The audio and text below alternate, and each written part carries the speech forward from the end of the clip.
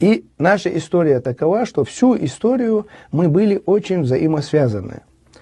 Становление грузинского царства, получается, первый царь Грузии Фарнаваз женился на девушке из рода Дзурзуков, то есть сегодня нас называют чеченцы, в то время мы являлись для Грузии дзурзуками. Место, где мы сегодня проживаем, Чеченская республика, тогда называлась Дзурзукетия, то есть мы исторически все время между собой были взаимосвязаны.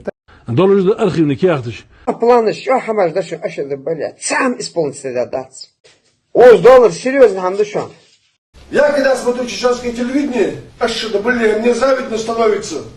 Мне завидно становится, они на этой площадке, они воспитывают своих людей, они воспитывают свой народ. Голод, я сделал мандаться передач. С утра до вечера хамал уже передач. Вы телевидение хожу.